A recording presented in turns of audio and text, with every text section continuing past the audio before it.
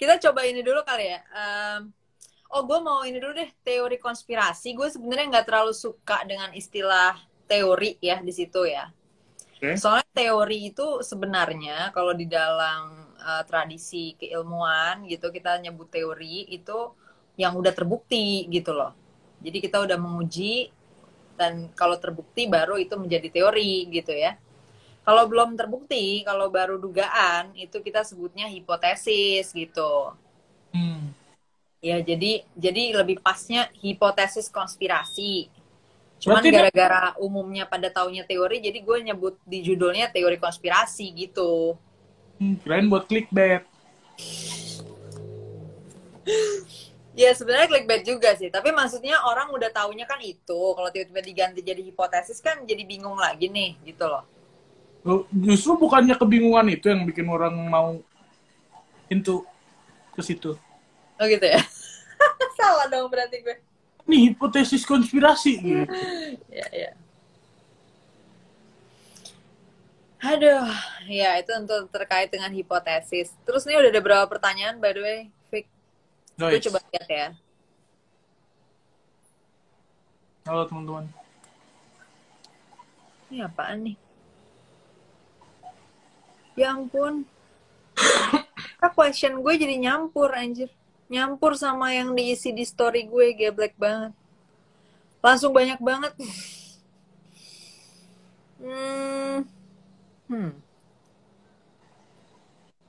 Kania Lima- gains weight. Ada yang nanya gue berat badannya naik ya gitu. Padahal enggak. Enggak penting banget.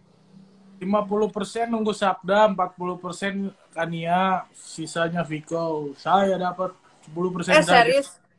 Ini dulu deh kalau enggak. Ini apa nih? No, ada yang Desas-desus konspirasi. Barusan ada yang ngirimin gue apa namanya judul video gitu di YouTube yang dari Flat Earth 101. Cuman gue belum sempet nonton. Tuan Lo udah sempet nonton belum? masih update ya mereka ya? Apa? Flat Earth 101 tuh masih update video. Iya masih. Terus yang terbaru banget mereka kayak cerita tentang konspirasi corona gitu. Cuman gue sendiri sih nggak terlalu ngerti itu maksudnya apaan gitu. Soalnya gue juga belum nonton detailnya sih kalau yang terbaru ya.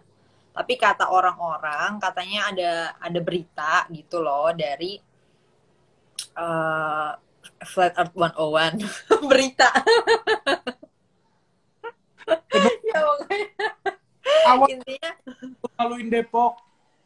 ya intinya ada berita atau updatean terbaru lah ya dari FA101 bahwa corona itu konspirasi gitu, tapi isi konspirasinya sendiri tuh gue belum nonton gitu loh, makanya gue juga nggak bisa bahas. Kalau lo udah nonton, coba bahas dulu, Fik. Enggak, belum. Oh Gua belum. malah ternyata dia masih update video. Gua kira tuh dulu pas tuh gua doang, cuy. Maksudnya Enggak. kita kan udah nggak kena. Setelah gua nonton Geolive kan udah nggak kena. Oh, ternyata dia masih. Yang terakhir tuh udah 3 juta yang nonton. 3,7 juta apa kalau nggak salah deh. Kalau nggak coba aja deh lu buka deh sekarang deh, Fik. Pakai apa namanya? Pakai laptop kayak atau handphone yang lain. Buka di Flat Earth 101. Terus kita nonton bareng. Ya, coba di play dulu deh. Dikit-dikit aja sih, intinya apaan yang diomongin gitu. Supaya kita bisa bahas juga ya. 598.000 subscriber. Masih banyak kan MLI lah. tapi tapi viewers yang terakhir tuh 3 jutaan gitu loh. Itu 19A, ada 19B tuh Nah, yang 2,1. 20A, yang 20A, yang dia tulis katanya udah dihapus 4 kali. Coba itu apaan sih, ngomongin apaan? Killer konten 3 kali di banned, gokil. Asik. 3 kali di ban.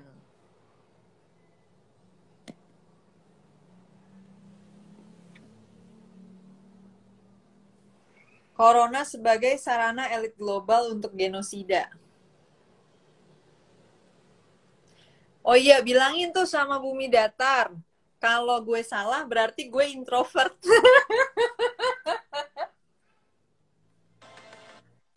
Gue puas banget anjir ketawain. Dia Ya. pernah live kan? Kenapa? Dia, ih anjing. Ih anjing, clickbait cuy, cuma 33 detik. Ya, yang 20A itu 20B bukan? Atau 20? Ah, yang 3 kali di banned. Yang Kalau 20B, yang terbaru emang 20A ya, bukan 20B ya? 20B ada nih, Mbak. Udah 12 menit nih. Nah, coba 20B itu apaan? Ngomong apaan?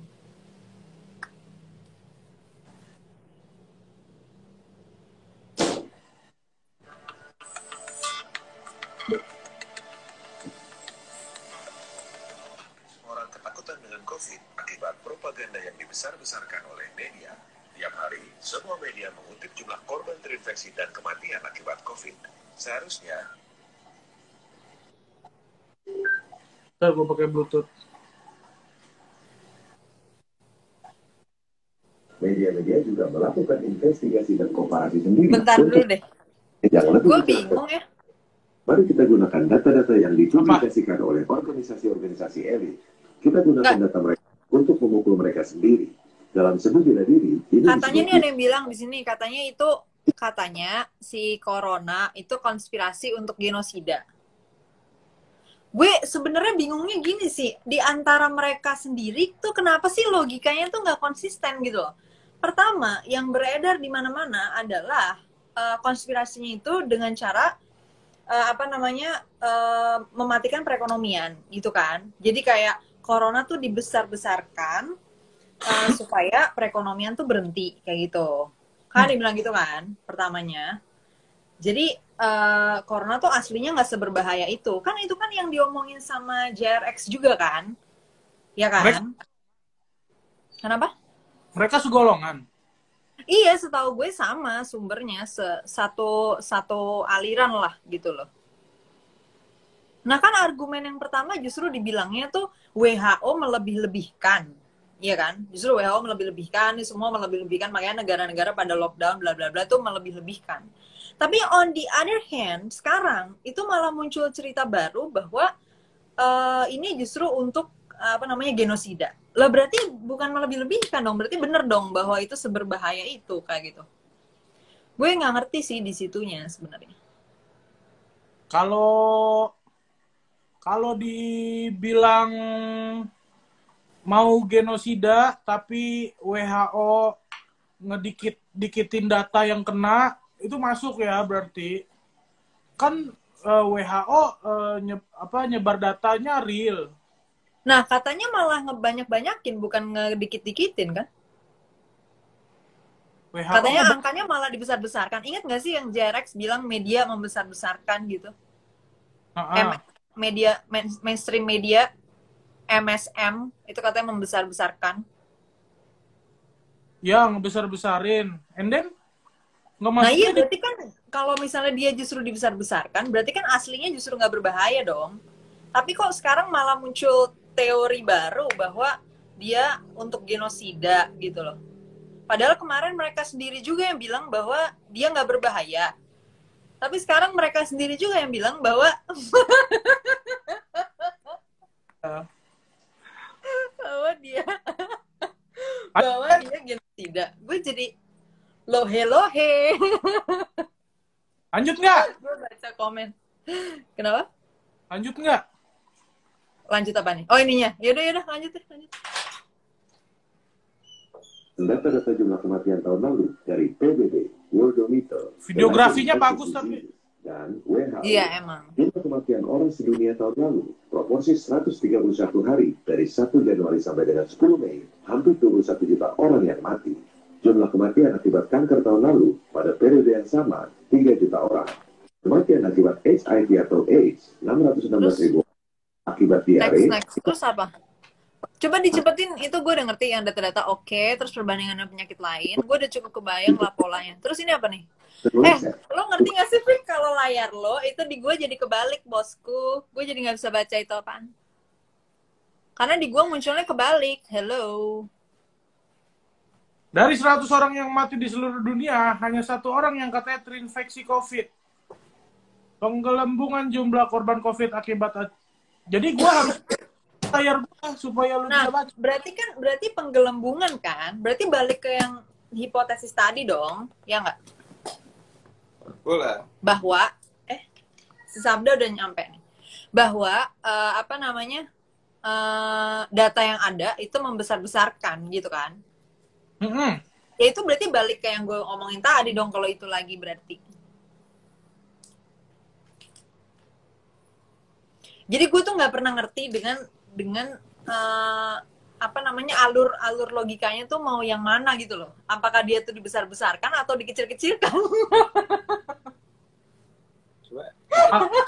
Kalau bilang besar-besarkan, sekarang dia bilang bahwa itu adalah... Kenapa? Kalau dia bilang dibesar-besarkan, sekarang dia bilang itu adalah genosida. Iya. Gue mau ngomongin dulu ya bentar. Iya itu dia, di situnya yang paling lucu emang. Maksud gue emang di situ masalahnya, Viko.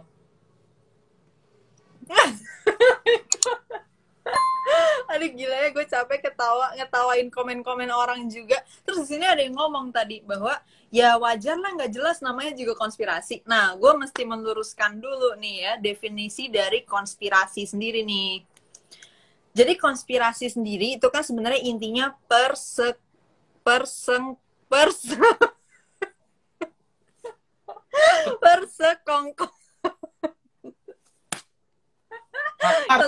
itu intinya persekongkolan gitu loh.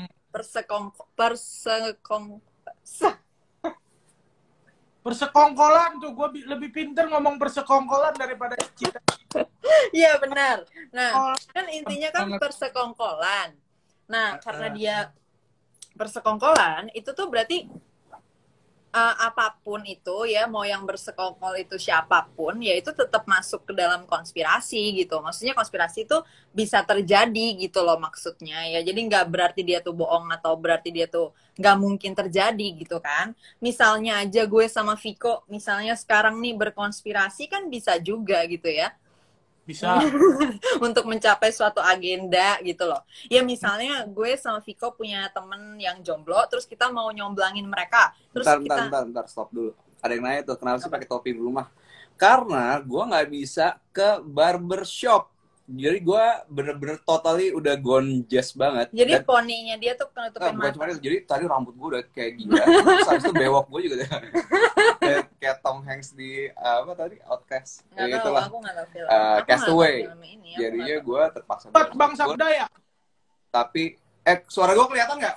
Nah, yang diomongin sama Aridi, tapi kalau belum ada data saintifik berarti masih hipotesis, bukan sih? Iya benar. Nah itu dia maksud poin gue, bahwa kalau misalnya lo punya dugaan adanya konspirasi itu boleh-boleh aja bahwa kita tuh menduga gitu loh, ada hipotesis bahwa ada konspirasi atau ada agenda bla bla bla gitu. Emang benar, tapi kemudian itu bisa benar, bisa salah gitu kan, tergantung gimana pembuktiannya. Dan kadang-kadang emang mungkin nggak cukup juga waktu dan energi kita untuk ngebuktiin juga sih. Karena kan biasanya kalau yang berkonspirasi pada tingkat global atau ibaratnya yang inilah ya, yang maksudnya elit-elit kelas atas gitu kan datanya juga dijagainnya pasti dengan segala resource yang mereka punya. Jadi very unlikely kita bisa mengakses datanya gitu loh. Jadi ya kemungkinannya bakal kecil banget aja untuk kita ngebuktiin itu gitu, maksud poin gue. Tapi tetap aja dia boleh dijadikan hipotesis gitu. Ya, udah cukup dimengerti ya. Kenapa, Fik? Ternyata tatapannya hangat banget. Suara gue kedengeran dari sini ya? Kalau gue segini, kedengeran suaranya? Kan, kedengeran. Kelihatan. Oke ya. Ya udah, mau mulai aja. Kencengan kali suara kamu. Kencengan? Masih? Iya. Oh, terus ada yang bilang konspirasi biasanya tujuannya jahat kan ya? Ya nggak juga sih ya. Misalnya gini, misalnya di satu kota nih, orang-orang tuh susah banget dikasih tahu bahwa naik sutet tuh bisa bikin mereka kesetrum sampai mati gitu. Ya udah gue bikin konspirasi aja supaya mereka nggak pada manjat sutet. Gue bilang aja bahwa sutet tuh ada penunggunya gitu. Jadi kalau lu naik itu lu bakal kesurupan. Nah kan gue bisa berkonspirasi kayak gitu juga dengan tokoh-tokoh sekitar ya kan, ketua RT sama satpam dan segala macam. Gue berkonspirasi sama mereka semua. Ayo janjian ya bilang sama warga bahwa di sutet itu ada penunggunya gitu. Nah, kalau supaya mereka nggak manjat sutet. Jadi bisa aja niatnya tuh baik gitu loh. Supaya mereka nggak kesetrum ya kan, kayak gitu. Jadi konspirasi nggak melulu niatnya harus jahat dalam artian ya membahayakan gitu. Nggak harus begitu. Bisa aja niatnya baik gitu. Berarti konspirasi adalah tools. Yes, konspirasi adalah tools. Gila. That's it, that's the term. Bos lu semua. Yes. Terus gimana? Kan? Udah langsung dong jelasin Kalau- pertanyaan utamanya. Kalau nggak pakai kacamata takut dibilang kayak Hanung ya, itu pertanyaan pertama. Kacamata gue bolong by the way. Dia kan nggak bisa ngelihat kalau nggak pakai kacamata. Apa tuh kacamata bolong? Oh. Kirain apa pakai kacamata bener. Kan udah aku tweet tuh di Twitter ada. Oke, mulai dari mana nih? Dari kenapa teori aneh kan? Bukannya mau cerita. Ini lo udah beres berarti kan? Iya Udah tadi beres? iseng-iseng doang bang. Nunggu diare. By the way, Fik, lo sebenarnya apa sih, Fik? Gue taunya lo komik apa stand up comedy apa? Iya. Oh, lo komik. Komik. Gue tadinya tuh mikir mungkin gak sih komik laku di Indonesia gitu. Karena gue mikir udah banyak yang lucu, nggak usah ada komiknya. Indonesia udah lucu banyak. Ternyata gokil juga ya. Wah, oke deh. Indonesia berita-beritanya aja udah lucu, maksudnya gitu loh, Viko. Ya. Alternatif aja bang, kita ada tuh buat alternatif. Oh, Orang Oke. bosan kayak gitu kita ada gitu. Tapi ternyata seru gitu. Misalnya gue baru tahu gitu. By the way, gue mulainya jadi jelasin aja nih. Gue nggak perlu pakai jawab pertanyaan belakangan gitu. Apa gimana?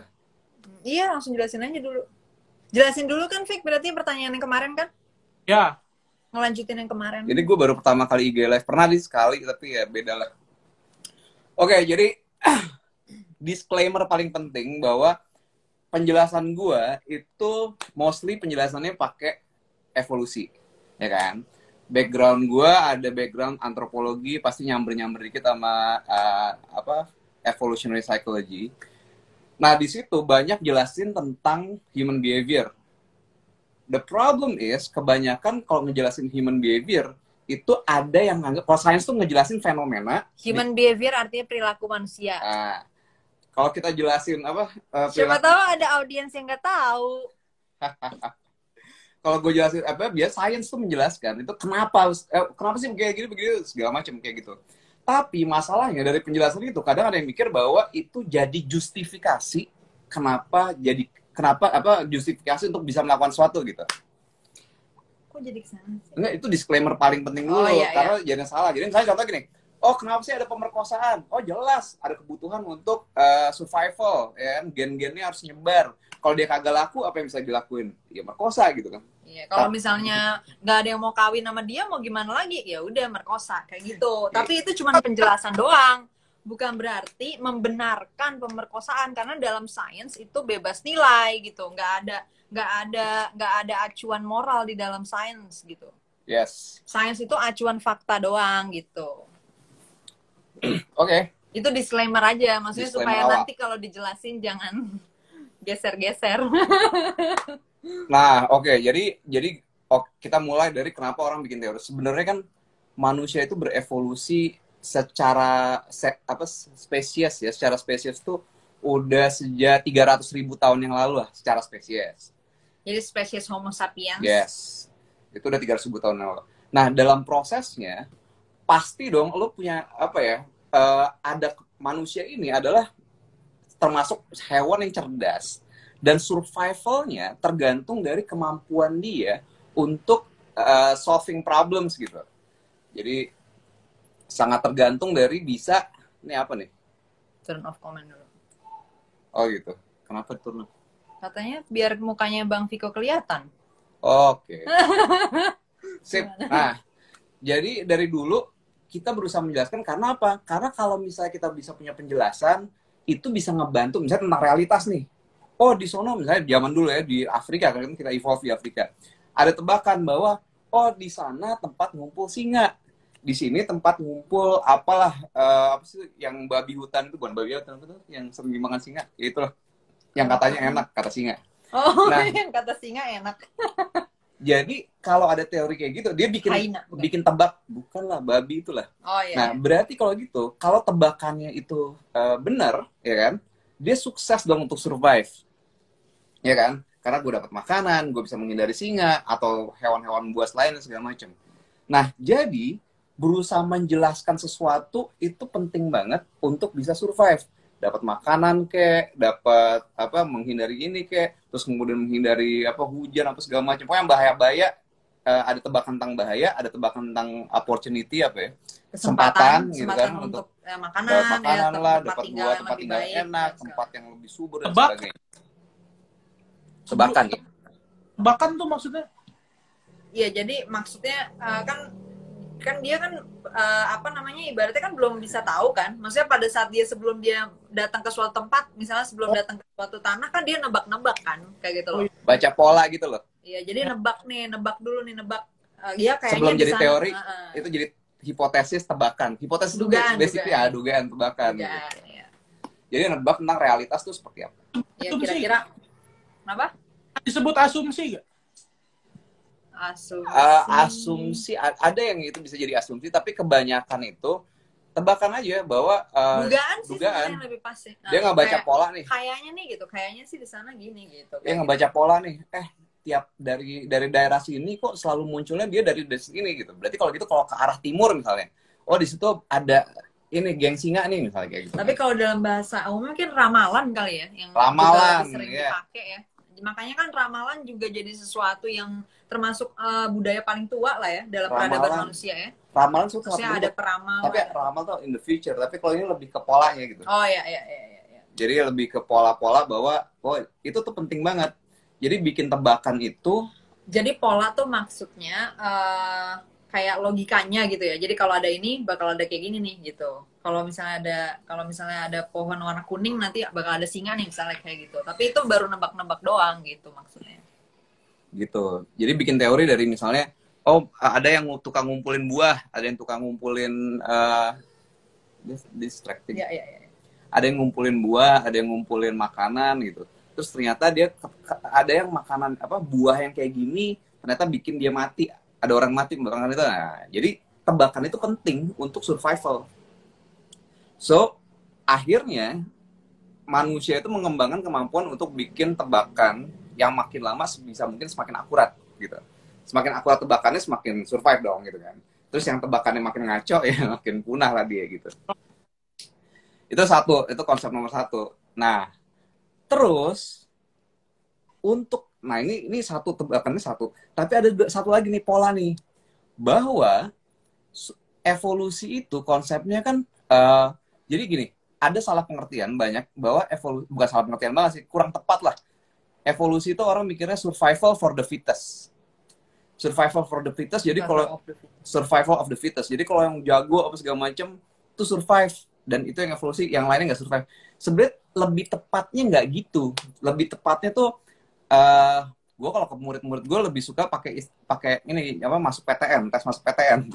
Jadi ada batas ambang oh kalau mau masuk batas ambangnya segini nih, di bawah itu lo nggak survive gitu. Jadi bahasa kerennya elimination of the unfit. Jadi bukan yang jago survive, tapi lebih tepatnya ngelihatnya lebih yang nggak cukup nggak cukup oke, atau apa ya nggak cukup yang nggak cukup fit. Nggak cukup fit. Nah itu akan tewas gitu.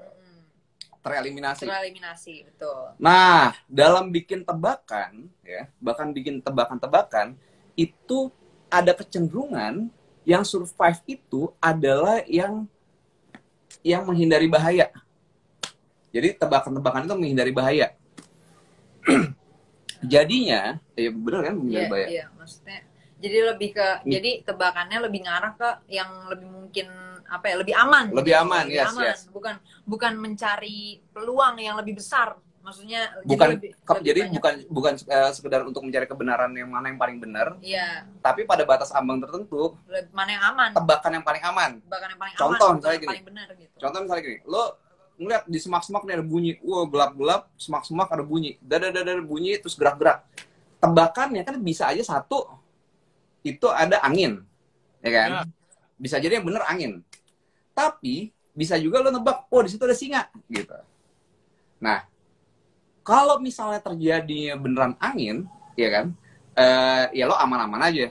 Terlepas lo tebakan lo apa, lo aman. Tapi kalau itu di singa, lo nebak bahwa itu angin, terus lo cuek, tenang aja angin. Terus lo nyari tahu atau malah lo nyari tahu bener atau enggak nih datengin semak-semaknya gitu. Iya, oh iya, terus lo penasaran, gitu. Iya, Penasaran, apaan ya? Gue coba cek, gitu. Gak taunya Tiba-tiba singa. gua. Nah, jadi Habis di mamam. lo bayangin, secara genetis kita punya kecenderungan untuk milih tebakan-tebakan yang aman. Ya, tebakan-tebakan yang aman buat kita untuk survive, untuk proteksi dan sebagainya. Dan yang itu ada kecenderungan untuk akhirnya evolve lah untuk jadi parno. Gitu. Lebih gampang mikir itu bahaya dibandingin Iya. itu nggak bahaya gitu. Kalau lo mikir itu bahaya, lo lebih mungkin aman kan? lebih survive dong. Walaupun itu sebenarnya nggak bahaya, ya lebih gampang untuk kita mikir itu bahaya karena regardless of dia nggak bahaya ataupun bahaya, kalau kita udah mengasumsikan dia bahaya, Yes. kita udah memproteksi dong. Kita udah melakukan proteksi, misalnya kita jadi lari atau menghindari tempat itu. Nah, jadi kita bakal lebih selamat gitu.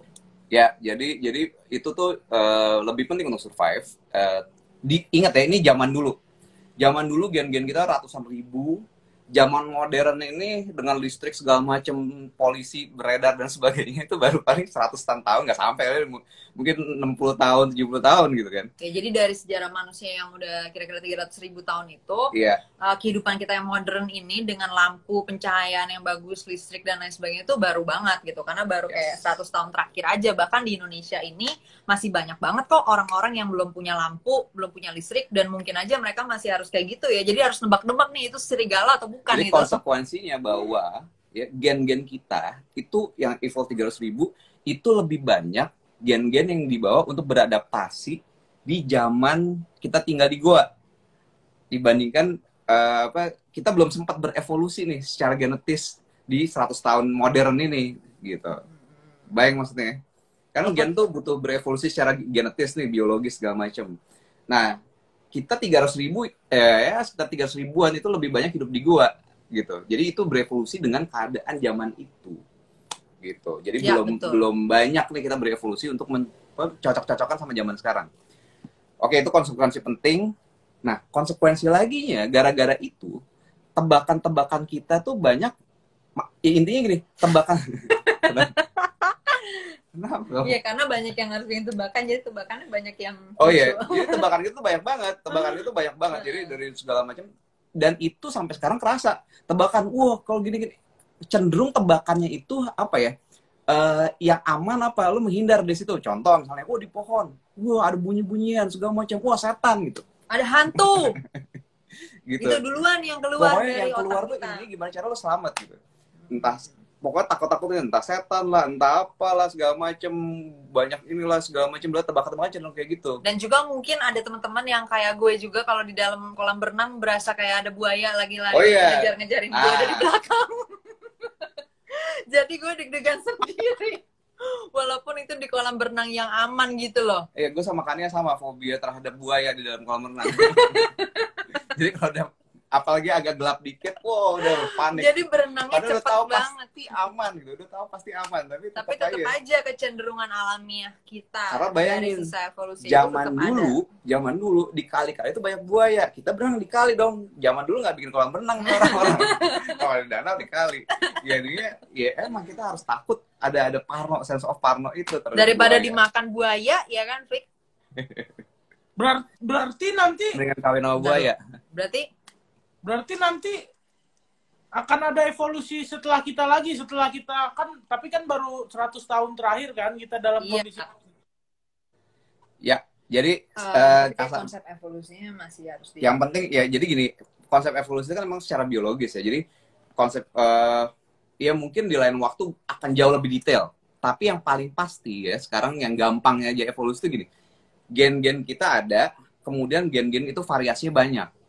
Karena itu hasil dari mutasi acak. Ya mutasinya tuh random gitu, dari radiasi lah, inilah itulah segala macam, mutasinya tuh acak banyak macam-macam. Ada yang tingginya segini, ada yang tingginya segitu, ada yang Dengan rambutnya lebarnya keriting, lurus, segini. apa ya gitu. Pokoknya variannya tuh nggak terbatas gitu Iya, pilihannya. pokoknya variasinya karena dia banyak. bermutasi secara acak gitu. Nanti tinggal variasi-variasi itu terseleksi di kayak lingkungan PTN tertentu. tadi ya kan, jadi ada threshold nih. Nah ternyata trade yang kayak gini nggak survive, ya udah, tapi sisanya ya tetap bisa survive aja Jadi gitu. kalau misalnya lo tinggal di daerah 5.000 meter di atas permukaan laut atau 3.000 meter, oh berarti paru-paru yang gede yang menyerap oksigen lebih banyak akan lebih bakal survive. lebih survive. Gitu. Nah Itu- sisanya yang varian yang nggak nyampe itu bakal tereliminasi gitu. gitu. Jadi ya banyak lah kayak gitu ya, contoh-contoh evolusi. Nah, kita evolusi tuh 290 ribuan tahun, dan sebenarnya nggak tepat kayak gitu banget, tapi kira-kira range-nya segitu. Itu evolve sebagai hidup di gua, basically hidup di gua. 10.000 tahun terakhir baru mulai ada Menetap, peradaban, menetap, domestikasi, ada domestikasi, agrikultur, bertani, tadi beternak. beternak dan sebagainya. Tadinya kita tuh ya udah berburu atau ngumpulin makanan yang ada. Nah, jadi kita, gen-gen kita ini cenderung ada untuk survive di keadaan yang jauh beda sama zaman sekarang. ya. Zaman hidup di gua nih gitu. Kayak gitu. Nah, 10.000 tahun terakhir ada evolusinya, udah mulai kerasa nih evolusi untuk karena udah mulai ada yang terseleksi nih ya, kan, kayak gimana terseleksi. Contohnya misalnya laktos intoleran ya. Laktos intoleran di manusia sebenarnya, laktos intoleran kalau minum susu lo mules-mules ya, kalau lo pernah tahu ada minum kayak gue dapat kiriman kopi susu banyak gara-gara dia, gue jadi mules. Nah, jadi kalau mules-mules itu namanya laktos intoleran. Itu sebenarnya di manusia umum gitu. Tapi ada yang survive, ada gen-gen yang tahan terhadap susu ketika dewasa, dan itu diuntungkan. Kenapa? Ya lebih efisien lah minum susu, gizinya apa segala macam dibandingin kalau makan sapi mulu gitu. Ya bayangin. Kalau makan dagingnya makan doang dagingnya gitu. doang, gitu. Jadi kan waktu kita mulai beternak kan hewan-hewan lain ini kan ternyata menghasilkan bukan cuma daging doang gitu. Jadi kalau susunya nggak dimanfaatin juga, jadinya nggak optimal kan. Ya, kalau susu kan jadi dia hidup nih, tapi tetap Iya, hidup, jadi si produksi, sapinya terus juga hidup. kalau dibunuh nggak efisien. Nah, jadi kayak gitulah. Kayak gitu. Nah, jadi intinya dari Kalau berkembang lah gen-gen yang nggak laktos intoleran lebih survive lagi gitu. Ya. Sedikit pernah denger tuh dari siapa yang kalau di Twitter manggil orang bedes ya? Mas Ryu. Itu bukan manggil orang, emang manggil dia sendiri juga bedes. semua orang Iya. bilangnya bedes. Gue juga. Karena kita semua apes. Nah, itu Iya. dia by the way, dia itu apa ya? Kita apa ya? Kalau Godfather. Kalau kelahiran Godfather, kalau gue berdua sama dia married yang mentakbihkan itulah, itu Mas Ryu gitu. Kita nyebut Dokdes Ryu. Dokdes. Ah, Dokter bedes. 10.000 tahun yang lalu orang kalau minum susu meninggal. Iya, karena kita Iya. laktos intoleran. jadi ya itu Terus, masih muda. Dia Nah, makanya berevolusi. sebarannya tuh belum rata. Ada yang udah punya, nggak mules-mules karena susu, ada yang belum gitu kan. Karena kita baru 10.000 tahun terakhir lah. Nah, gitu. terus kan yang nggak toleran itu kan jadi ada mati kan. Akhirnya jadi lebih banyak nih yang toleran gitu, yang bisa jadinya nggak mati lagi kayak gitu. Gara-gara yang varian yang bisa survive itu ya lebih survive gitu. Dapat gua. Oke. Coba kita lihat komennya kalau ada pertanyaan. Pertanyaan. Masih ada lagi penjelasannya, tapi aku nggak tahu. Penjelasan Coba jelasin. Ini, apa sih yang jelasin Ini apa? handphonenya aneh nih orang. Orang tinggal diklik doang.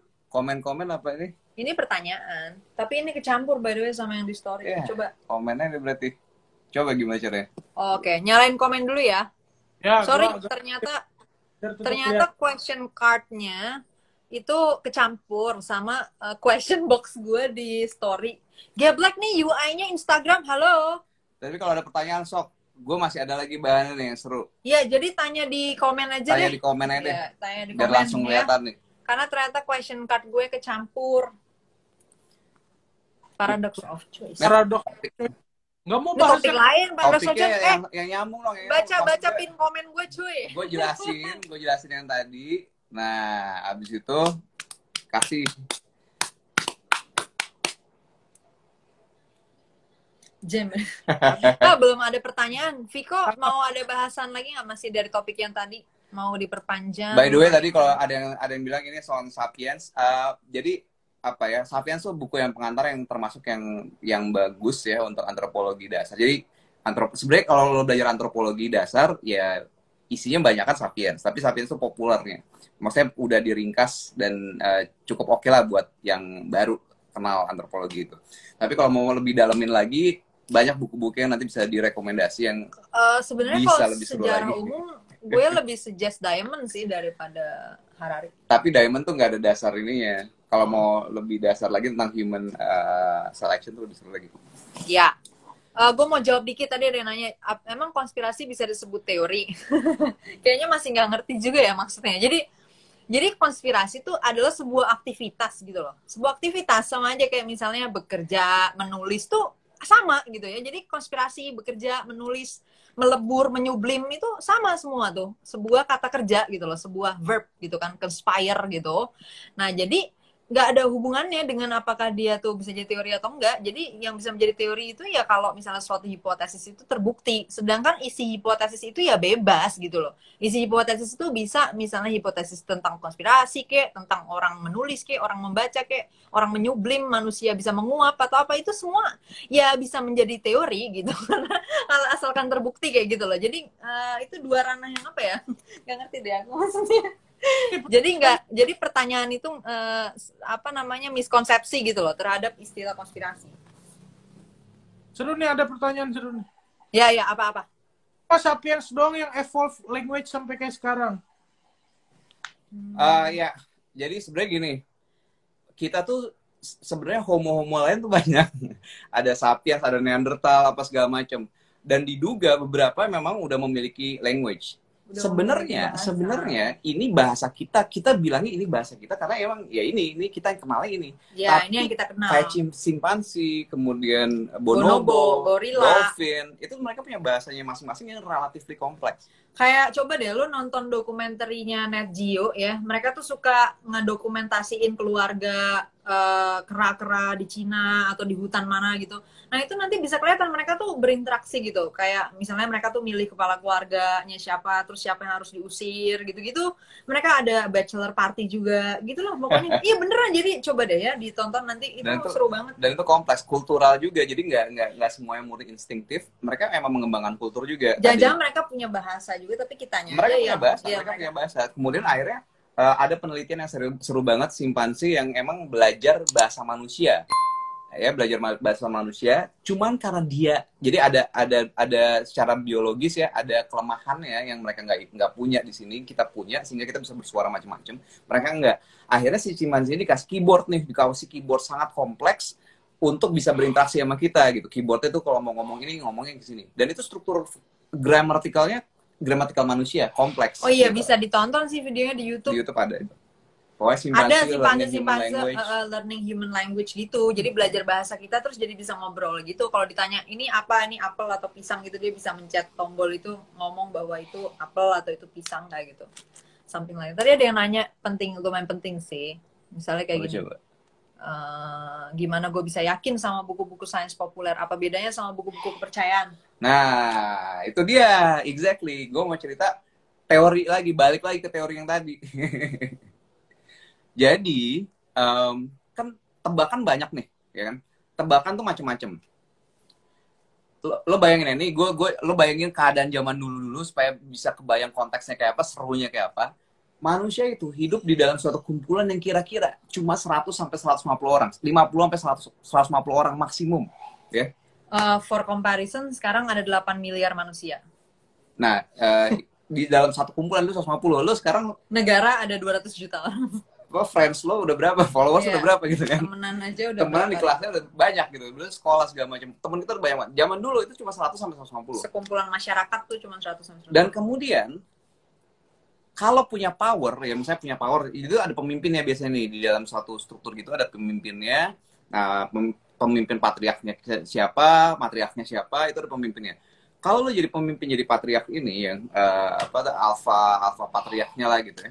Itu lo ada keuntungan dalam survival ya. Kalau misalnya survival artinya apa, biasanya dia dapat makanan duluan, resource-nya terjamin, dia bisa nyuruh orang untuk gini-gini segala macam, ya ngebos lah.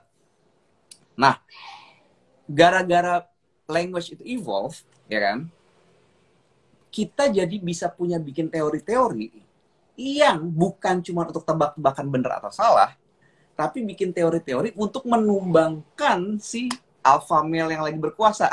Gitu.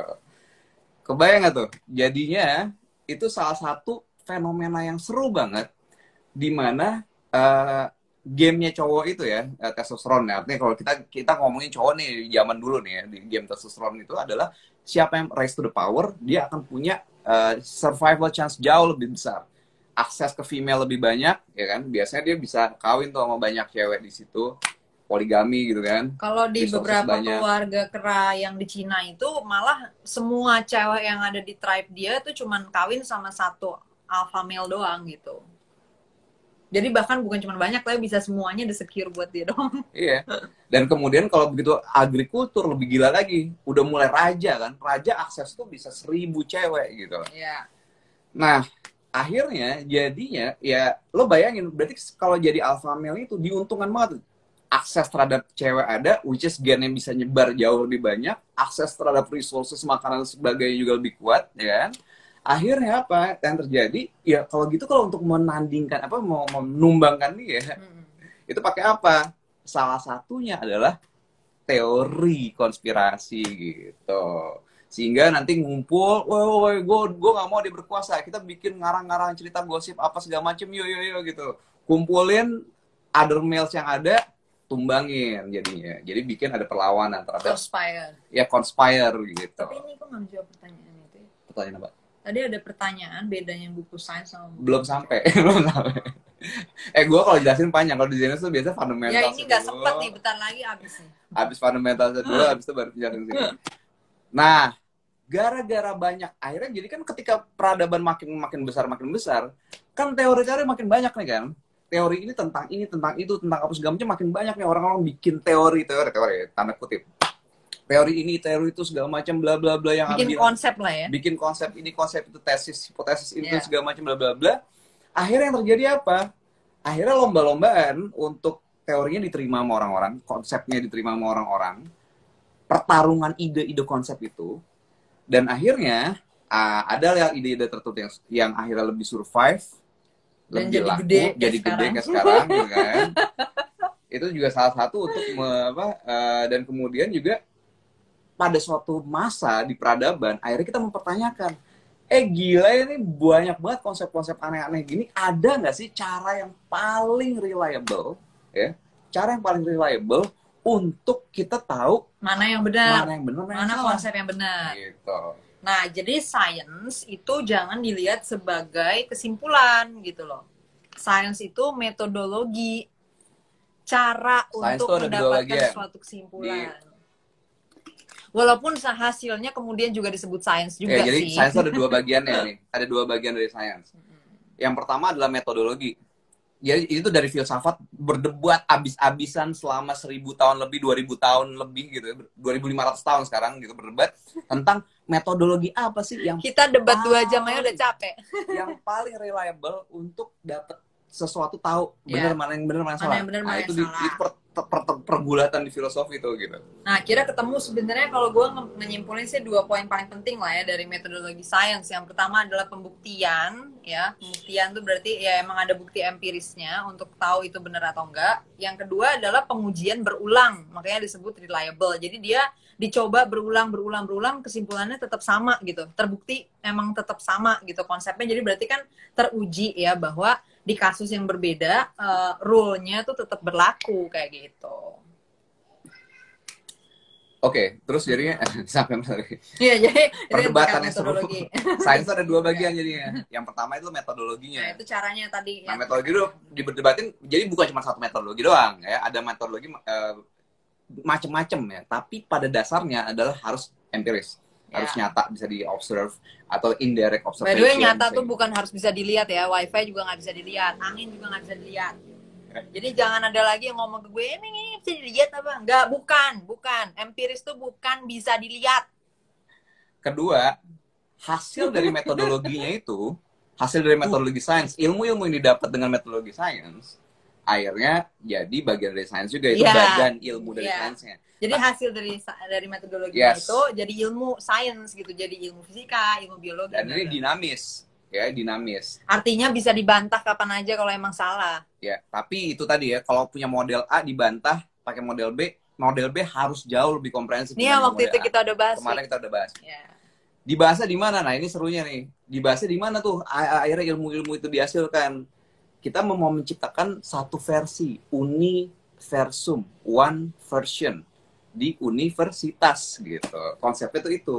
Mereka saling exchange jurnal apa segala macam untuk Teori, konsep-konsep, Nah, hipotesis, bla bla bla di universitas saling tuh diuji, sebenarnya harusnya untuk itu, untuk saling diuji, mencari saling mana dibantah, nih berarti penjelasan yang paling reliable, paling akurat gitu terhadap suatu pertanyaan. Biasanya kan kalau penelitian kan gitu, pertanyaan penelitian. Jadi kalau misalnya ada pertanyaan bagaimana cara kerja ini, bagaimana cara kerja itu. Nah, terus kan banyak yang menawarkan jawaban nih, ada yang begini, begitu, begini, begitu. Nah, di dalam universitas idenya adalah mendebatkan itu sampai ketemu nanti mana jawaban yang paling reliable gitu dengan menggunakan metode pembuktian dan pengujian berulang tadi gitu ya. And then kita kapan sampai ke kenapa orang suka bikin? Nah tadi udah itu sudah dijawab. Itu Kan karena kita punya kecenderungan alamiah untuk tebak. membuat tebakan-tebakan. Oh itu dong, berarti udah Iya loh, itu jawabannya. Itu karena kita punya kecenderungan untuk nebak-nebak. Satu nebak-nebak ya kan. Kedua game. Tebakannya yang aman. Ini kalau game kedua nih, gamenya testosteron ini ya, adalah untuk kedua testosteron. pembantaian tadi, pembantaian siapapun yang lagi berkuasa. Yang lagi berkuasa. Jadi lo bayangin kalau lo punya influence besar, ya kan, lo akan cenderung punya akses segala macam. Nah, motivation untuk jadi punya ini tuh tetap ada tanpa sadar, tetap pasti ada di level yang bikin teori konspirasi. Coba lo cek, hampir likely itu cowok, hampir likely ya, bukan berarti semua. Itu testosteron tinggi lah. Ini gue kalau di antropologi tuh sering politically incorrect karena gimana pun juga kita bicara tentang keadaan biologis yang mempengaruhi behavior, Iya. which is testosterone here, dimana itu mempengaruhi aggressiveness, keinginan untuk berkuasa segala macam bla bla, itu jelas banget. Ya betul. So that's the game of testosterone. Jadi ada keinginan untuk berkuasa gitu loh. Tanpa mereka sadar ya, tanpa mereka sadar, bahwa mereka unconsciously. punya itu, terus kemudian mungkin wah bahaya nih kalau gini wah global gitu. Nah tadi ada yang nanya di sini, by the way, apa namanya? Jadi percaya konspirasi salah nggak? Iya sorry silakan nanya. Kalau di female emang kenapa nggak ada gituan, Bang Sabda? Gamenya kan bukan itu dulu. Female kan kerjanya kan ini beranak, menyusui, melahirkan. Kebalik, beranak, melahirkan, baru menyusui. Nah itu seru lagi. Itu bagian human selection dari kan tadi kan kalau game di female itu slut shaming gitu loh. Kata dia. Nah, slut game misalnya bikin label terhadap suatu female sebagai bispak lah, jablay lah, atau pelacur, lonte apalah. Nah, itu slut shaming, itu gamenya female. Karena mereka kan dulu rebutan male yang punya resource gitu loh. Nih bayangin misalnya sebuah kerajaan pertanian zaman agrikultur nih, seorang raja menguasai semua peternakan dan pertanian. Nah dia kan namanya laki-laki kan kebutuhan reproduksinya cuma 3 menit doang ya. Beda sama perempuan yang kalau reproduksi butuh 2 tahun gitu loh. Nah jadi laki-laki lebih gampang dong untuk mengawini lebih banyak perempuan, right? Nah, waktu itu gamenya perempuan adalah memperebutkan si laki-laki ini yang menguasai semua sumber daya. Nah, kenapa laki-laki menguasai semua sumber daya? Ya karena perempuan kerjaannya tadi beranak, melahirkan, menyusui, nggak sempat mau bertempur menguasai sumber daya gitu loh. Nah, makanya lebih seringnya adalah perempuan sumber dayanya itu ya rahimnya sendiri itu, bahwa aset reproduksinya itulah yang menjadi sumber daya dia. Nah, makanya dia fokusnya adalah mensecure sumber daya yang dimiliki sama si male itu untuk merawat anak-anaknya gitu. Nah, makanya kan akhirnya ada ratu tapi ada selir-selir kan. Ya ratu pasti dapat sumber daya lebih banyak lah daripada selir, right? Nah, makanya akhirnya terciptalah konsep-konsep kayak slut shaming, habis itu ada beauty standard, macam-macam lah game-gamenya cewek lah pokoknya ya. Termasuk ya gosip dan lain sebagainya gitu loh. Jadi game-game cewek juga ada lah ya. Kalau sekarang dibilang misalnya apa sih, geng cewek gitu kan, peer-nya cewek kan biasanya gitu, mengalienasi salah satu atau salah 2 cewek yang dianggap ibaratnya dianggap threat lah gitu, ancaman terhadap penguasaan terhadap si sumber daya si male ini. Gitulah pokoknya ya ada banyak detail-detailnya tapi harus sesi sendiri ya. Oh, mulai lagi. Maaf ya, Tania tuh kayak gitu. Apakah para feminis itu tahu tentang gamenya testosteron dan gamenya si female ini? Feminis yang mana nih? Cat Nggak, Walton, soalnya gini. Ntar dulu, feminis gelombang pertama itu kan sebenarnya fokusnya lebih kepada gini. Semenjak di dunia modern ini kan perempuan udah bisa memilih ya kapan dia mau melahirkan, kapan dia mau beranak gitu kan. Atau dia nggak mau beranak sama sekali juga bisa. Karena apa yang paling penting di situ? Yaitu penemuan sains untuk bisa mengontrol reproduksi ya kan dengan kontrasepsi misalnya salah satunya gitu kan. Nah, jadinya setelah ada itu, ya jadi perempuan sebenarnya udah lebih bisa dong untuk punya pilihan lain dong selain menghabiskan usia produktifnya untuk beranak, right? Nah, jadinya setelah ada pilihan itu, akhirnya ada ini dong, maksudnya kayak ada pergerakan secara sosial untuk mengubah hukum-hukum yang mencegah perempuan untuk melakukan aktivitas lain selain beranak gitu kan, yaitu misalnya berpolitik ya kan, memilih dalam pemilu. Nah makanya kan dalam sejarah panjang itu kan perempuan bukan menjadi bagian dari pemilih.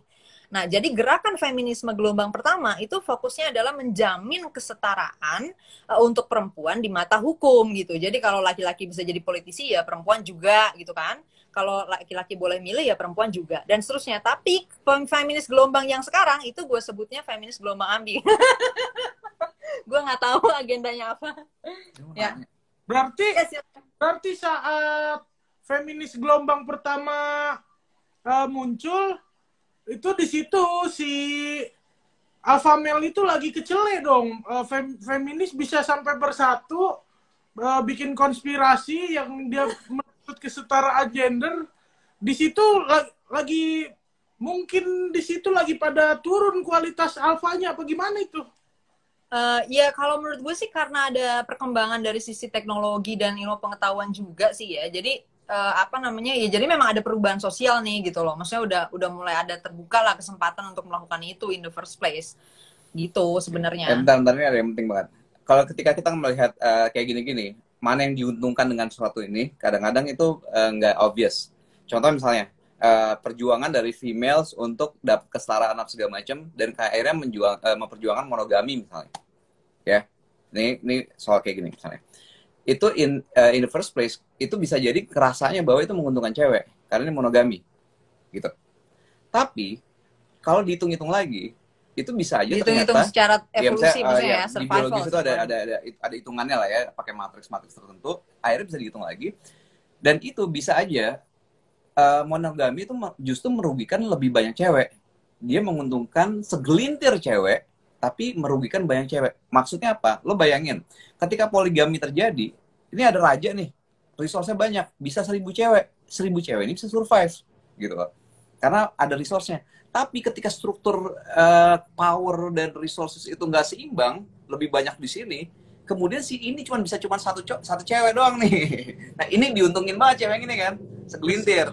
Yang ininya, nah itu bisa jadi rugiin. Dapet cowok yang katanya nggak berkualitas. Nah, to be honest, gue ngeliat fenomena yang terjadi sekarang, cewek-cewek komplain nih gini-gini, cowok-cowok kualitasnya gini segala macam bla bla. One of the reason adalah akses terhadap alpha male itu sangat terbatas karena udah monogami, udah dimonopoli sama 1-2 cewek gitu misalnya. Nah, tapi bukan berarti dalam another 100 years itu nggak berubah gitu ya. Cuman kita lagi dalam proses transisi itu karena kan kita bermonogami itu baru gitu loh. Jadi game monogami itu baru aja. Nah, itu masalahnya. Jadi kita tuh masih in transition lah gitu ya. Gue balik lagi ke disclaimer, bukan berarti gue menjustifikasi ini itu dan sebagainya ya. Evolusi cuma menjelaskan fenomena ini dihitung dan sebagainya, bukan berarti terus kalau gini nggak, belum tentu ya. Gitu. Ini kayak tinggal 1 menit lagi belum Neng ya. Nggak tahu sih, tapi nanti kalau misalnya habis 1 menit kita nggak ya, gue sih bebas kalau misalnya emang mau tuh kan tinggal 2 menit mau lanjutin topik lagi nggak, mau lanjutin live lagi nggak maksudnya? Oh, maksudnya ini maksimum cuma 1 jam gitu ya? Iya, terus makanya. Bisa diperpanjang gitu? Iya, jadi kalau ini kita live lagi gitu. Ya, paling live-nya, ya boleh lah tambahan ekstra nanti 10-15 menit gitu. Nah, bebas bahas apa tapi? Maksudnya, berarti mau sampai topik terakhir ini atau? Iya. Gimana, Viko? Gua, ini akan lu save nggak live-nya? Kayaknya gue bakal save di story yang ini. Akan lu save di story? Iya, akan gue save di story. gue akan butuh nonton ulang supaya nyernanya lebih enak. Gue tuh tadi Ya udah, save dulu ya. agak Nanti miss kalau ada pertanyaan lanjutan, Ini masih ada 1 menit lagi. And then, ya.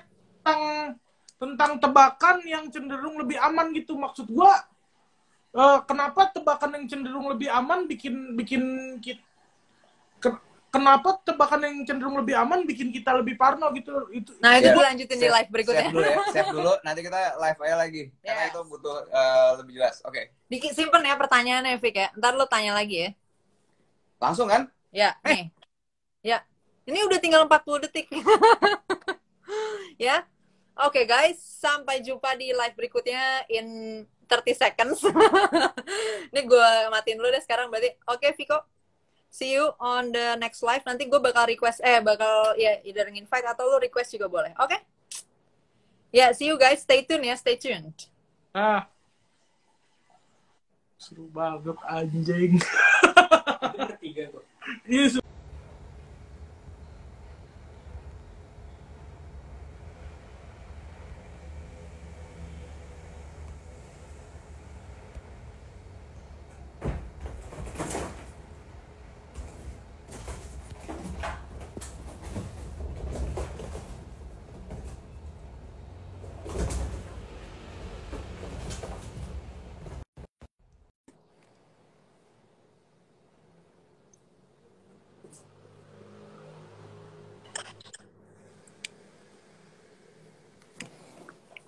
Sadis. Oke.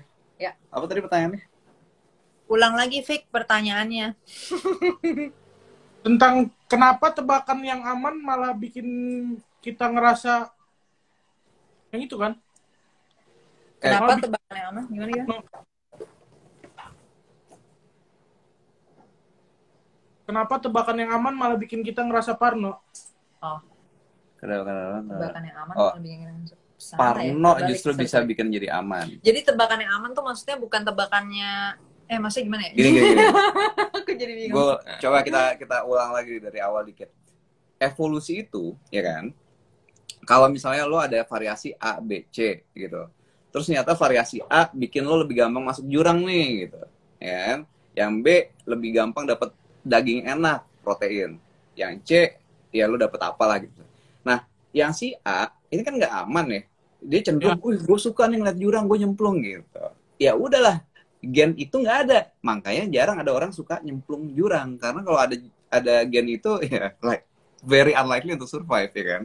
Nah, sekarang lo bayangin kalau misalnya Kayaknya belum terlalu paham banyak. oke, bagian Ya, itu jadi dengan jelas gen, nggak? dengan gen orang, maksudnya kalau misalnya gen orang yang hobi nyemplung ke jurang tadi, ya dia bakal udah mati terus kan. Tiap dia nyemplung ke jurang dia mati, tiap nyemplung ke jurang dia mati. Ya lama-lama gennya habis. Kalau pakai contoh yang semak-semak tadi gimana? Nah, justru tuh, gue mulai dari situ dulu ya. Intinya adalah bahwa di evolusi itu cenderungnya bahwa gennya ini ada dulu, kecenderungannya ada duluan, abis itu baru seleksinya belakangan. Oke? Nah, sekarang kalau kita misalnya Seleksi belakangan, jadi variannya ada dulu ya nih ada dulu semua. nih, baru abis itu alam akan menyeleksi yang Iya. yang dodol-dodol. Habis itu dia nyemplung Nggak jurang, mau nyemplung mati jurang itu, ya, jurang, habis habis lah gennya gen gitu. Gen yang hobi nyemplung jurang habis. Habis. Gen yang gampang horny survive. Ya kan? Survive. Lo Gen bayangin yang susah horny susah horny, minim gennya. Walaupun minim dong, ya mungkin kan? bisa, mungkin survive tapi minim. justru yang hornyan akhirnya malah lebih banyak. Lebih banyak. Produktif. Gennya lebih terproduksi ke banyak. Nah, ya jadi kayak gitu. Jadi konsepnya kira-kira kayak gitu. Terus Ya. habis itu lo bayangin soal tebakan, ya kan? Dia ada yang suka nebak-nebaknya kalau misalnya dia orangnya chill nih gitu. Set. Sorry, gen bukan generasi guys. Gen maksudnya DNA. DNA. Ya. Ya, misalnya nih ada orang yang cenderungnya itu chill. Cenderungnya chill kalau misalnya dia ngelihat ada bayangan gitu malam-malam maghrib gitu. Ada bayangan set. Udahlah itu santai gitu. Itu paling cuman apa gitu. Ada semak-semak bunyi-bunyi, itu mah angin atau apalah gitu kan. Ada yang chill kayak gitu. Ada juga orang yang panikan, ada parnoan dikit gitu. Parnoan artinya ada semak-semak gini-gini, awas tuh ada singa, ada gini-gini gitu. Tebakan aman tuh maksudnya gitu. Maksudnya menebak bahwa itu bahaya dibandingin itu bukan bahaya gitu. Gitu. Oh, itu Jadi, malah Iya, justru tebakan yang aman itu maksudnya adalah dia menebak itu sebagai bahaya dibandingkan bukan bahaya gitu. Karena apa? Karena itu lebih aman. Nah, gitu, ngerti kan? Itu maksudnya tebakan aman tuh gitu maksudnya. Yes. Ya, tadi berarti gue miss di situ. Oh, Iya, iya. jadi tebakan aman tuh maksudnya tebakan yang ya justru dia melihat bahaya di banyak hal. Karena dia Oke. melihat banyak hal, akhirnya dia cenderung berperilaku untuk aman dong. Nah, gitu. waspada terus kan, Waspada, waspada. betul. Gitu. Nah, gen itu cenderung lebih survive. Iya, Jadi betul. jadi justru gen-gen kita punya bukan survive untuk sebenar mungkin, enggak, tapi seaman mungkin. Iya, jadi gen kita tidak berevolusi untuk sebenar mungkin atau mencari penjelasan yang paling akurat, tapi mencari penjelasan yang paling aman. Nah, makanya di zaman modern jadi repot deh. Gue susah banget ngajarin logika. Di zaman modern jadi repot karena kecenderungan alamiah kita kan tadi kita berevolusinya bukan di zaman kayak sekarang. Jadi kita nggak peduli penjelasannya benar atau enggak gitu. Cenderung yang rasa-rasanya bener buat dia gitu, psychologically true deh gitu. Nah itu jadi kalau ada yang bilang misalnya kenapa ya banyak yang gampang percaya hoax segala macam ya salah satunya memang karena kita tidak berevolusi untuk mencari penjelasan yang benar gitu loh. Gitu, masalahnya itu. Jadi kebanyakan kita ya percaya atau setuju pada sesuatu bukan karena kita peduli dia valid atau enggak gitu. Tapi dia nyambung gak nih sama emosi kita, perasaan kita, kerasa bener gak nih, kerasa bener gak gitu. Dan kerasa bener itu banyak dipengaruhin sama, nah itu bener insting atau intuition, emosi gitu ya. Insting kita cenderung punya arahan untuk mana, nunjukin kita yang bener, yang mana gitu. Iya, jadi kita pakainya itu. Bener bagi kita gitu. Bener bagi kita, bukan berdasarkan bener nggak nih secara valid gitu ya, secara valid terbukti gitu. Makanya ada istilah bias-bias nih, bias-bias ini itu segala macam karena bias-bias insting kita itu sebenarnya. Iya, gitu maksudnya. Terus tadi ada yang nanya apa tadi, ada nggak cara lain untuk menemukan penjelasan selain dari sains? Jadi sebenarnya kayak istilah sains ini lagi-lagi kayaknya masih kurang tepat.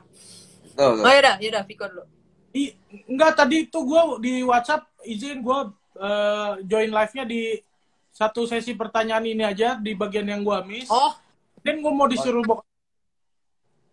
Oke. Penulang itu lu ya. Ya. Ya, makasih ya Bang Sabda, Bang Cita. Makasih Viko. Bye. Bye.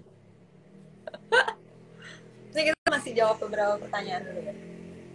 Nggak, yang soal sains, ada yang nanya tadi apakah ada cara lain untuk mencari penjelasan selain sains gitu kan? Ya sebenarnya kalau misalnya ada, ya silakan aja ditawarkan gitu. Kenapa? Iya. Iya enggak, justru itu perdebatannya udah banyak dan udah banyak segala macam alternatif metodologi ini terus segala macam. Tapi kalau untuk satu hal ini tentang realitas objektif, ya mau nggak mau itu sains. Enggak, maksudnya dalam artian ya di dalam sains itu sendiri metodologi penelitian per orang itu ya bisa terus di-challenge aja kan sebenarnya. Oh iya jelas. Dan namanya sains itu bukan ilmu alam doang, macam-macam. Iya, jadi jadi maksudnya ketika ada yang bilang ada nggak yang benar selain sains, sebenarnya juga agak nggak pas pertanyaannya. Maksudnya soalnya di dalam sains sendiri itu masih ada banyak nih ibaratnya metodologi. Ya hipotesis dan metodologi dan approach dan lain sebagainya lah gitu. Jadi dia juga bukan suatu yang tunggal gitu loh. Maksudnya bahwa ini kayak gini kesimpulannya gitu kan, nggak kayak gitu kan. Tapi orang bisa selalu men-challenge juga isi materi dari dalam sains itu sendiri. Kayaknya itu sih yang paling sering disalahpahami ya. Maksudnya mungkin karena orang Indonesia tuh kan punya budaya itu kan kebiasaan dengan ya ibaratnya misalnya kepercayaan gitu. Kan itu kan jadi kayak kebiasaannya kan nerima kesimpulan gitu kan. Yeah. Nah sementara kalau dalam sains tuh bukan kesimpulan by the way. Jadi gue paling heran deh kalau misalnya orang ngomong ke gue kayak gini misalnya nih. Ya tapi buktinya Einstein begini-begini gitu misalnya. Itu Einstein itu bukan representasi dari sains gitu loh. Maksudnya bukan berarti apapun yang dikatakan Einstein itu sains gitu, bukan gitu kayak gitu loh. Maksudnya sains itu it's a methodology yang dimana lo bisa juga membantah Einstein atau sebaliknya gitu. Nggak ada hierarki otoritas bahwa apapun yang dikatakan Hawking itu benar kayak gitu loh. Ya lu kalau mau bantah ya bantah aja kayak gitu, karena Dengan sains. gampangnya. Iya, jadi sains itu bukan kayak lu nerima dari buku sains terus udah lu pegang itu pasti bener gitu, bukan cuy gitu loh. Iya, lu bisa bantah itu, lu bisa nguji itu sendiri gitu. Jadi yang bikin konspirasi misalnya ini gimana nih orang-orang misalnya saintis-saintis percaya virus gara-gara Bill Gates bilang virus ada gitu. Nggak kayak gitu cara kerjanya gitu ya. Lu kalau misalnya lu bilang itu nggak ada, lu tinggal buktiin aja kalau pembuktiannya itu salah. Kayak gitu doang, sebenarnya sesimpel itu doang.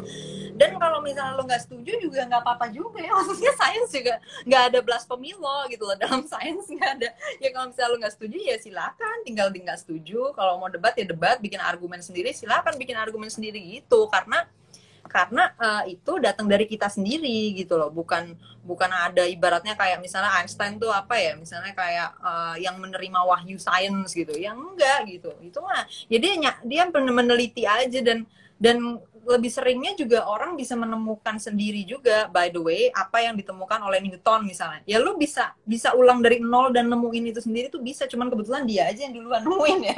Jadi dia jadi dibilang sebagai penemunya gitu. Ya, jadi kalau ya itu tuh penting banget. Jadi kalau di sains menghargai penemunya siapa di awal gitu kan, itu penting banget. Bukan berarti bahwa misalnya ya itu teorinya dia, tapi bukan berarti lo nggak bisa nemuin itu juga gitu ya. Iya. Dan itu penting banget diketahui bahwa justru misalnya gue menemukan suatu eksperimen, gue bereksperimen gitu fisika, kemudian gue dapetin rumus yang sama dengan Newton. Ya, itu sering terjadi gitu, bukan sekedar kalau gitu itu saya ya dia ada detail salah di bagian apa, tapi bisa jadi ya udah selesai gitu. Coki. Iya, jadi Sabda bahkan sangat encourage itu kan. Iya, justru that's the point of learning matematik sains dengan benar, sebisa mungkin justru rediscover itu, tapi sebagai proses belajarnya ya kan, gue suruh coba bukti rumus matematik dari awal, supaya lo terlatih bahwa sesuatu datang nggak ujuk-ujuk. Iya, jadi bukan lo terima dari kata Newton begini terus kata bukti ya, begini. Bukan begitu guys gitu. Ya, jadi yang tiap hari ngomong ke gue kayak gitu, menurut tuh gue udah sampai capek. Misalnya ngomong kayak gini, ya sains juga bisa salah. Itu sains itu yang mana gitu loh, ngerti nggak? Yang salah itu bukan sains, ngerti nggak sih? Itu pasti kan saintisnya, si A, si B, siapa yang bikin penelitian gitu loh. Yang salah saintisnya atau hipotesisnya, justru itu bagus gitu. Ada hipotesis yang bisa. Sementara kalau sains sendiri ya metodologi aja, yang dimana semua orang bisa melakukan itu dan bisa menemukan itu sendiri, kayak yang tadi kata Sabda bilang juga. Bahkan kalau dia dari lahir, maksudnya dari kecil ya, kamu malah belajar sains kebanyakan dari menemukan sendiri kan, maksudnya kamu mereplicate lagi percobaannya kayak gitu. Itu penting banget tuh. Jadi ternyata setelah aku ngajar, aku baru tahu banyak kan orang belajar sains tuh dari kitab gitu, misalnya buku gitu. Kitab fisika 3 SMP, Martin Kanginan 3 SMP. Jadi gue iya buku tuh jadi acuan juga, cuman mostly gue justru dari realitas, dari eksperimen. Iya. Jadi bukan dia diikutin iya doang sebagai suatu dogma gitu ya. Ya udah lah ya. Udah ya. Cukup dulu. Ini masih ada pertanyaan lain? Nggak seru kalau cuma berdua doang. Ada nyamuk. Ada nyamuk. Ini si Coki diajakin. Coki bakal live sama gue hari Rabu, jadi tungguin aja. So as of now I think cukup. Mungkin sekali lagi disclaimer terakhir terkait konspirasi ya, jadi supaya nanti nggak ada salah kaprah lagi. Pertama, konspirasi sendiri itu sebagai istilah dia bisa menjadi kata kerja atau kata benda sebuah konspirasi, tapi itu berlaku secara umum, jadi nggak pasti salah, nggak pasti benar gitu. Nah, habis itu yang kedua selain terkait dengan definisi konspirasi, juga terkait dengan hipotesis ya. Jadi konspirasi sebagai hipotesis. Jadi kalau lo punya dugaan adanya konspirasi itu boleh aja gitu. Jadi nggak ada salahnya kalau lo menduga misalnya lo nih kayaknya ada konspirasi nih antara ini sama ini. Yang penting lo tahu bahwa itu masih berupa hipotesis gitu. Maksudnya belum terbukti gitu loh. Dan jangan disebut teori lagi ya, by the way, hipotesis konspirasi. Terus Panjang kasus konspirasi ya. Terus yang terakhir, belum sih, kayaknya masih yang ketiga, konspirasi apakah selalu bersifat jahat? Ya lagi-lagi konspirasi itu kata yang netral gitu loh, sama kayak menulis, membaca, ya itu bisa buruk, bisa baik, ya bebas gitu ya. Jadi kata Jadi konspirasi, konspirasi itu kan kerjasama. iya, kerjasama untuk mencapai suatu kepentingan gitu, suatu agenda kayak gitu. Iya kan? Kalau Terus kita bekerja sama untuk mencerdaskan bangsa, juga bisa berkonspirasi Juga, mencerdaskan berkonspirasi bangsa, berkonspirasi menyehatkan bangsa. Yang kayak tadi misalnya yang gue kasih contoh tentang orang kesetrum di Sutet, itu juga bisa kan konspirasi menghindari orang supaya nggak mati kesetrum kayak gitu. Right? Terus apa lagi ya? Oh, yang terakhir masih tentang konspirasi juga sih. Tadi ada yang nanya, salah nggak sih kalau percaya konspirasi? Ya, itu nggak pasti salah kan? Maksudnya itu kayak yang gue bilang tadi, bahwa kebenaran dari konspirasi itu ya terbuka untuk dibuktikan benar atau enggak gitu loh. Jadi nggak ada masalah. Maksudnya kalau misalnya lo percaya karena dia terbukti benar, ya kan nggak apa-apa, ya memang terbukti benar, terus ya itu bukan dipercaya tapi diterima gitu loh. Tapi kalau misalnya lo percaya tanpa ada bukti yang reliable, ya itu bisa jadi berbahaya bukan buat diri lo doang tapi juga buat orang lain juga kayak gitu. Ada yang ngomong di sini berarti sama dong dengan sejarah, yaitu netral. Ya iya, intinya sejarah kan gimana ya, aku jadi sejarah ya. Maksudnya intinya suatu kegiatan itu ya netral. Mau itu konspirasi kayak mau itu perang apapun, itu kan semua sebenarnya secara objektif nggak ada nilainya gitu. Nilai itu ya kita yang assign apakah itu positif atau negatif gitu. Right? Udah ya, I think udah cukup ya berarti. Oh ya. Kalau suka lebih enak IG live atau misalnya podcast, I don't know yang mana, which one you prefer, juga bisa komen kali kita gitu. Oh iya, podcast. Karena gini, kalau misalnya IG live tuh enaknya emang dari pertanyaan ada banyak, jadi jelas. Cuman kadang kebanyakan pertanyaannya bingung juga gue yang terdistraksi karena pengen jawab semuanya. Iya. Kalau podcast sama sekali nggak ada pertanyaan, nah jadi kira-kira tengah-tengah itu bagusnya gimana? Iya, nanti ini bakal gue taruh di IGTV by the way, jadi nanti bisa tetap ditonton lagi. Yang sesi pertama tadi juga lagi diupload ke IGTV. Terus besok gue bakal ada sesi live sama science communicator dari Amerika. Tungguin. Rabu gue bakal live sama Coki. Terus tadi ada yang nanya ada podcast atau enggak. Gue sama Sabda punya podcast namanya Podquest. Lo bisa lihat di highlight Instagram gue, Podquest. Ada di Spotify, Google Podcast, dan Apple Podcast. Oke, see you next time. Thank you. Bye-bye. Bye.